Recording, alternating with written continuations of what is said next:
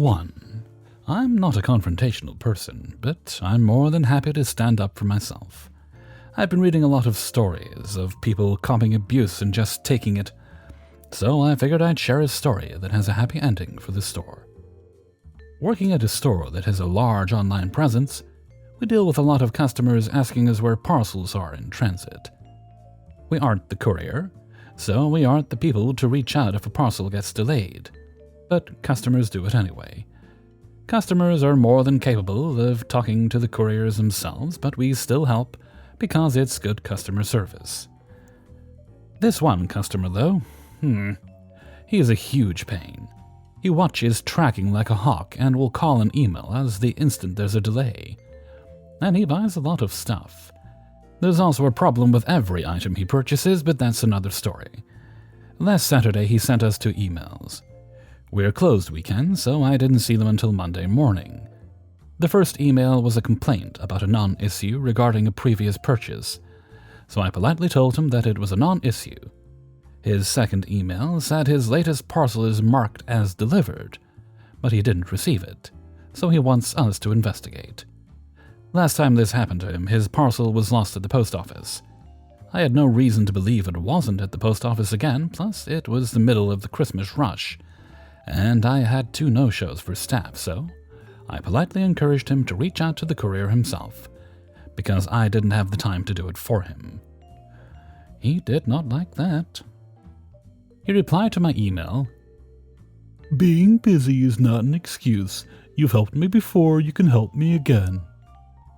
All I could think was, being busy is not an excuse? What the fuck? I couldn't believe what I read. Before I had a chance to reply, though, he called. This is a brief transcript. "I don't appreciate being brushed off like that. You guys have helped in the past. There's no reason you can't do it again. Last time your colleague managed to find my missing parcel. Actually, that was me, I remember. Don't interrupt me, it's very rude. As I was saying, refusing to help me is terrible customer service. Also, you never replied to my first email. Actually, I did." Don't fucking interrupt me! Did no one teach you manners out there? I will interrupt you if you make up lies about me. I will not just roll over and let you speak to me this way. You're extremely rude. Let me speak to your boss. Sure. Then I hung up instantly. Then he called back. I knew it was him, as we have caller ID, so without even giving him a chance to talk, I pick up the phone and immediately say he's busy. Then instantly hung up again. After that, I replied to his email.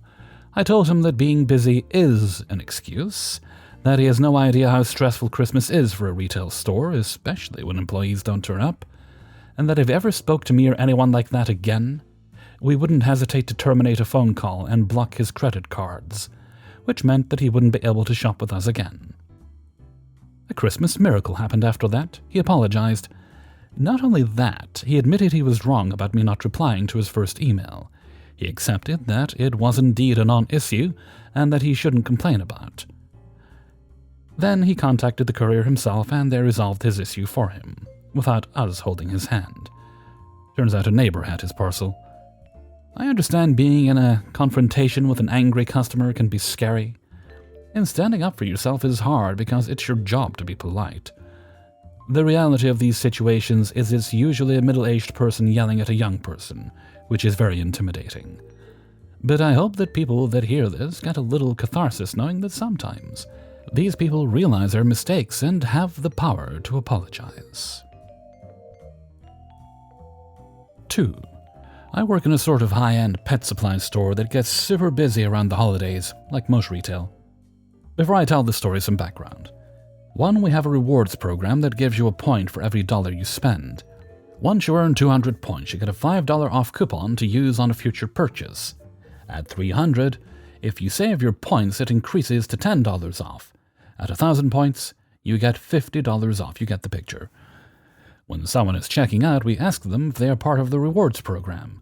If they have a coupon they can use, we are able to see this coupon and ask if they want to use it or keep saving points. This is one of 2 discounts we can apply based on what we see on the account. 2. The second kind of discount we can apply, we have a 10 to 15% off for people who meet certain criteria. First responders get 15%, dog walkers get 10%, and, this is the relevant one, People who live in certain buildings that surround the store get 10% off certain items. We don't verify any of this. Anyone could come in and, for example, tell us they live in a nearby condo building, and we'd be like, okay, cool, and make a note on their account that they get this specific discount. The notes we make are very obvious and impossible to miss. I especially tend to be pretty generous with discounts because it's not my money. 3R Rewards program sends out text messages periodically. They'll say something like, 10% off a specific product, today only, in-store and online. Or, earn double points this weekend, in-store only. The discount ones always have a promo code attached that you have to provide. The messages never say, like, here's a code for 10% off your whole order whenever you want. They're always for specific days. The retail associates, anyone working in the stores, have no control over and input on these texts. We just enter promo codes and apply discounts accordingly. Not super relevant, but to live in this area you have to be wealthy. Like extremely well off. It's in the downtown area of a busy American city. All the residential development has occurred in the last 5 to 10 years. It used to be very industrial. Cost of living and gentrification are through the roof. All the buildings around us are brand new luxury high-rises. I will never in my life be able to afford living here. None of these people actually need a discount. Okay, this story. It's super busy the Sunday before Christmas, and I'm at the register checking out a lady who is with what I assume is her mother. The lady was young, in her mid-20s probably. She was very annoyed and condescending. I get her account brought up, and I ring everything up. She has 146 points, so no discount yet. It comes to about $89. Are there any discounts on my account? Not yet. You don't have enough points right now, but the next time you come in, you'll have $5 off. What? I'm positive I have a coupon in my account. You guys send me text messages all the time. Ignoring the text message comment because I can tell she doesn't have any idea what she's asking for. So you need 200 points to get the first coupon. Right now you have 146 points. I turn the screen around so she can see exactly what I'm referring to. You need 54 more points to get a discount, so next time you'll have one. But there isn't a discount. You guys send me text messages all the time. There will usually be a code for a discount. Do you have the text messages with you? Knowing very well that there are no specific discounts for today or this weekend. She half-heartedly thumbs her phone screen. I don't know, I probably deleted them. So the text messages will usually be for a specific kind of item on a specific day, and will have a promo code attached. I don't know of any promos going on today, and I can't give a discount without a promo code. Technically I can, but I'm not rewarding this kind of behavior for no reason. She then says to her mother loudly, "This sucks. It's almost $100 and I don't have a discount. I thought I had a discount." I'm sorry about that. If you still like to buy this, the total is $89. I can't believe this. This sucks. I don't have any discounts. Pause. I can only assume she's waiting for me to give her a fucking discount to make her happy. I've been in retail and food service my whole life, and a younger me would have absolutely panicked. I didn't budge. I just gave her an apologetic smile and a shrug. Eventually, she pulls out her card and pays. The transaction is complete, and I ask her if she wants a receipt. But I'm a resident in a specific building. Then I get a discount? Isn't it on my account? I'm sorry, but I don't see that anywhere on your account. I can add it right now so you get the discount next time. But the only way I can apply it to this transaction is if I void and then ring everything up all over again. You can tell she's furious because now she can actually blame something on us. It wasn't on my account? Fine, no, that's okay. As she's leaving, still saying loudly, "This sucks, I can't believe it. I spent all that money and I didn't even get a discount. This sucks." I finally kind of snapped and called after her, "Do you not want me to fix it?" Which wasn't the best call on my part, but she didn't even turn around as she left. And the store was very busy, so there's a chance she didn't even hear me or didn't know it was directed at her. Best part is, I went through her previous transaction to see where we dropped the ball and didn't give her a resident discount. She hadn't even been in the store since April, and she had never, not once, gotten the discount she claimed was on her account. Anyway, I hope she had a merry fucking Christmas. I gave the next people in line a bag of free dog treats to thank them for their patience. 3. So I used to work in a big box store with a garden center department that was basically large enough to be its own store. And it more or less ran that way. For short background, I had been there for a few years, and even though I was technically just a sales associate, I basically had done everything in the building at one point or another, short of being an assistant manager. Because of this, I was often depended on to keep the department going, all by myself for hours at a time, which is not how the garden center is supposed to be run. The garden center had its own cash registers, an indoor part within the larger store, a large greenhouse-type room, I think the size of a basketball court, which housed those registers, large outdoor furniture sets, grills, lawnmower displays. You get the idea. There's a door by the registers, with those theft beepers. I never bothered to learn what they're actually called, which leads to a large fenced-in patio outside, which housed our flowers. At the fence line was a gate which led into the garden center from the parking lot, with another set of the theft beepers. Per company policy, that fence was the last point I was allowed to try intervening in a possible theft. Once they passed that fence and stepped into the parking lot, my hands were tied. Multiple employees were needed at all times to run smoothly, between running the register, watering flowers, watching the gate, and stocking and making sales on the floor. When we were short-handed, which was often, thieves took this opportunity to use my department to be, well, thieves. That leads to this story. I was left to cover the department on my own for a short time one day. It was a long time ago, but I believe I actually had help with me, but they were on their break, which meant I had about 20 minutes on my own. This meant being the sales associate for the entire area as well as being the lone cashier. We had to take customers that had merch from the entire store, so often there would be consistent customers ringing out even if the garden section itself had a slow sales day, which basically locked an associate on or near the register. I had a couple of customers in line I was ringing out, and as I was finishing with one nice lady, I noticed a man walking toward the registers with a large TV in a cart. I knew this was obviously not paid for, because he was not accompanied by an associate to the parking lot, which was our store policy.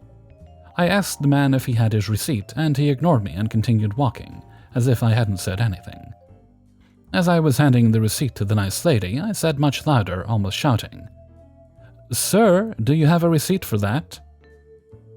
He didn't turn around, but yelled, "It's in my car, I'm going to get it," and said that without even slowing his walk. I darted from behind the register, out the door to the patio behind him. The theft beepers went off, of course. I got next to him just before he reached the fence and, still playing dumb, asked him for his receipt a third time. He now added to his story, "I was coming to return the TV, but I left the receipt in my car."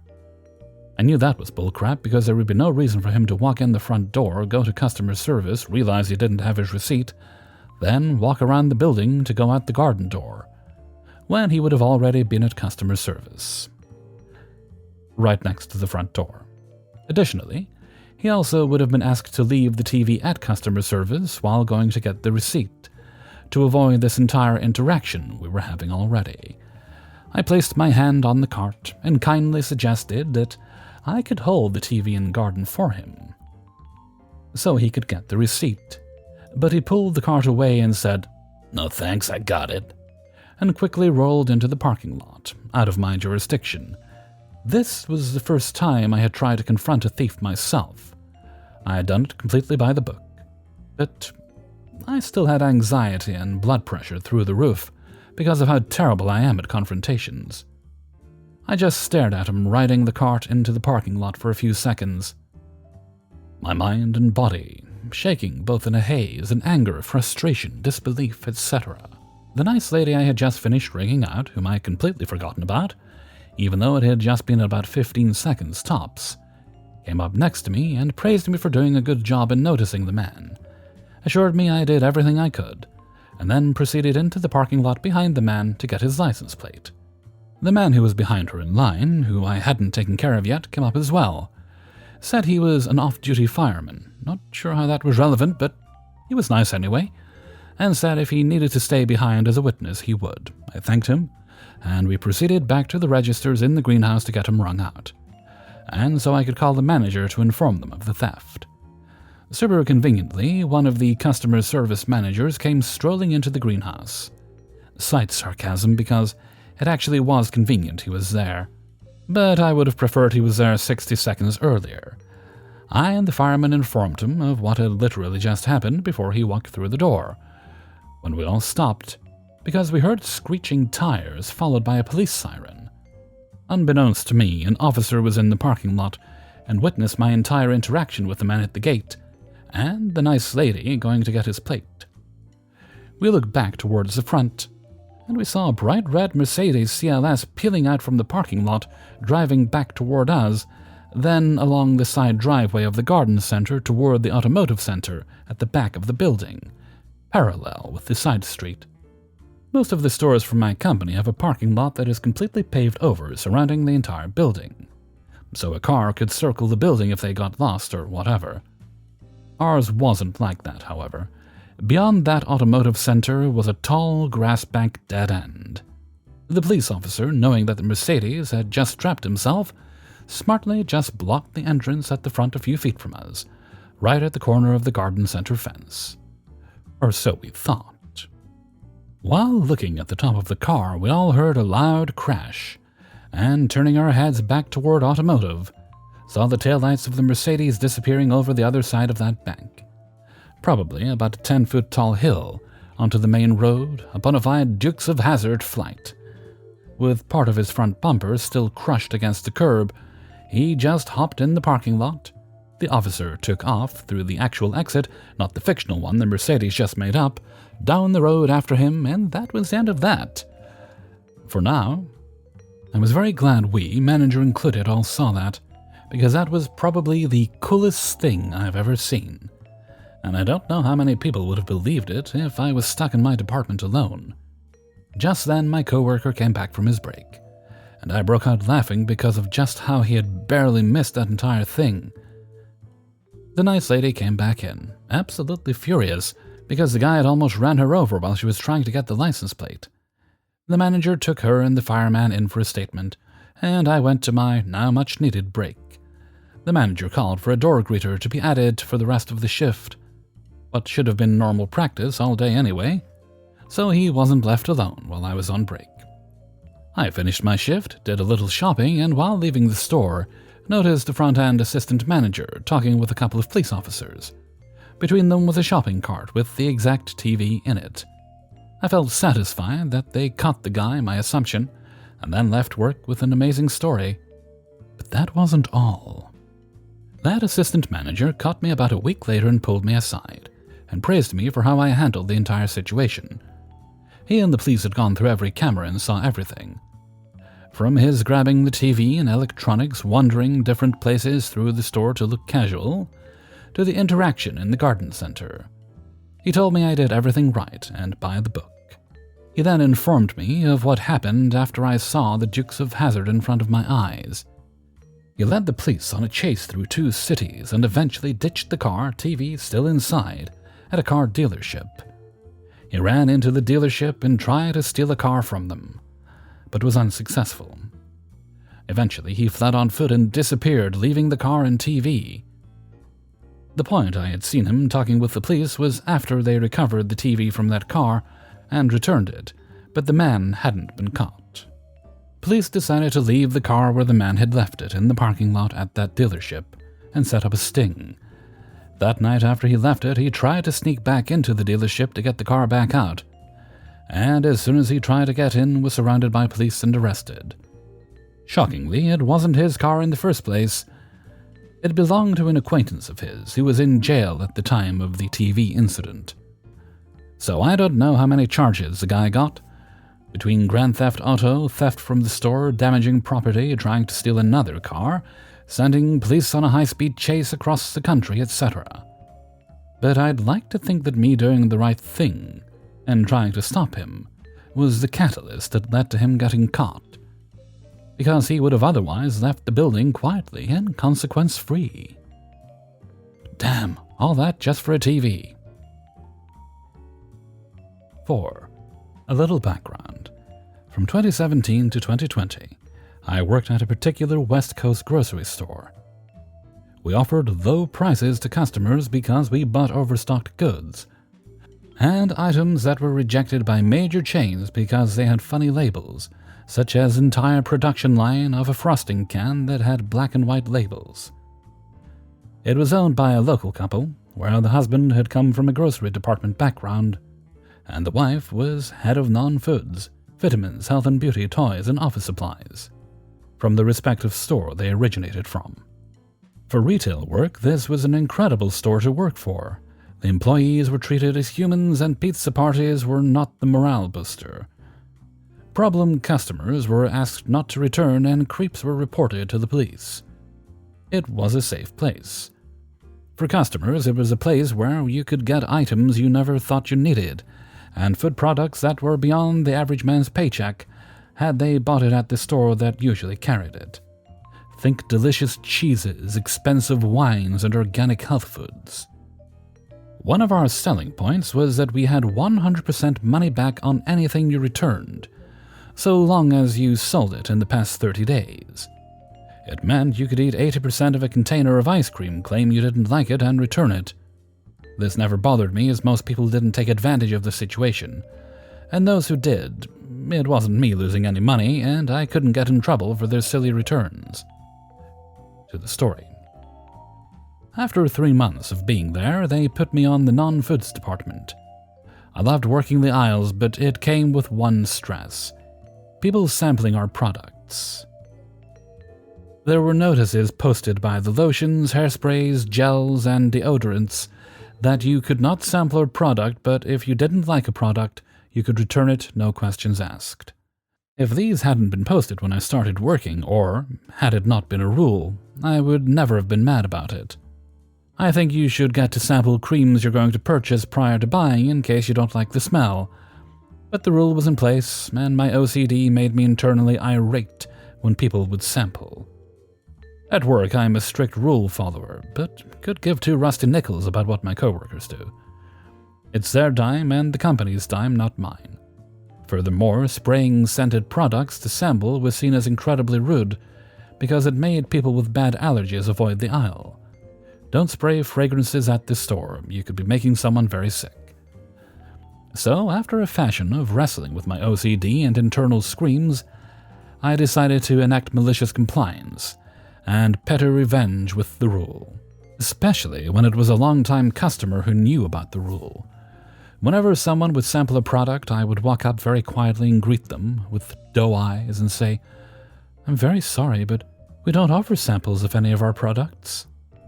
To which they would almost always reply, I'm sorry, I didn't know," and then proceed to leave the product on the shelf and walk farther down the aisle. I would snag said bottle and walk with them for a minute with the product displayed in my hand, like a Deal or No Deal showcase model, and say, "I'm sorry, but since you opened and used the product, you're going to have to purchase it. But don't worry, if you didn't like it, you can always return it." They would grimace and reluctantly place it in their basket and walk away. If they had tried to pull a fast one and leave it in another aisle or flat out ignore what I said, it would magically appear at the register they checked out on. They would then be forced to purchase it at checkout, and of course if they truly didn't want it, they were allowed to return it right then and there, which was a whole separate process from their original purchase. They would have to complete their transaction first and then open a return ticket following payment. Mind you, we had no customer service desk. Our registers were full service. We had to write out the reason for a return on a large ledger, and they had to sign it with their full legal name and phone number, as well as electronically process the return, where a manager would come and punch in their code to accept the return. This could take anywhere from 3 to 10 minutes, depending on lunch breaks, what time of day it was, and how busy we were. It never failed to piss off the people behind them. But not me, because the whole time I was communicating with the line that formed what was going on and why, and calling a backup cashier as needed. 3 is a crowd rule. By the time the customer was done, they were either defeated or fuming but silent because they knew they messed up, and were the ones causing a disruption of customer flow, and eating their own time. And because I was a chatty, upbeat cashier most of the time, people stayed in my line so they could be checked by me, and would glare at the person returning something the entire time. We didn't have many repeat offenders of the no samples rule. 5. I was working today as a cashier in a well-known popular store.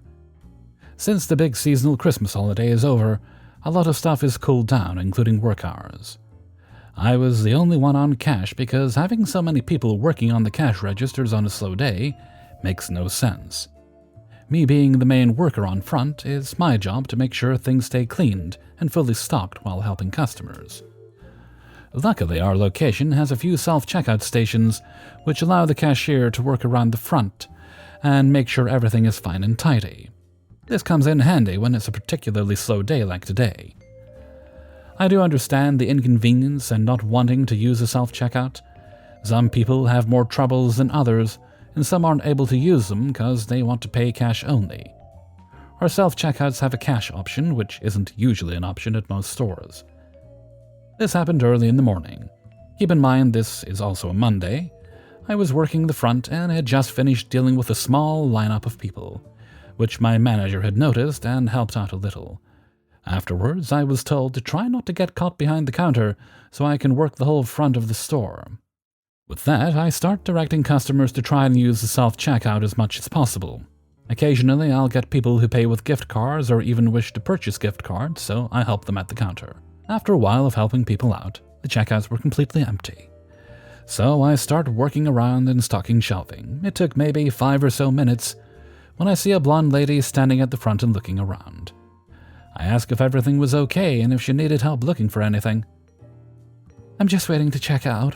I smiled and gestured to the self-checkout, repeating the line I was told to tell the customers when the front was empty, with no other customers. If you could use the self-checkouts, that would be great. They do take cash as well as credit and debit. If you're paying with a gift card, then I'll be with you soon. I waited for a second, but she just shook her head. "No, thank you. I want to check out at the front, please," she said in one of those passive-aggressive tones while pointing to one of the cash registers. I just smiled and asked if she was paying with a gift card.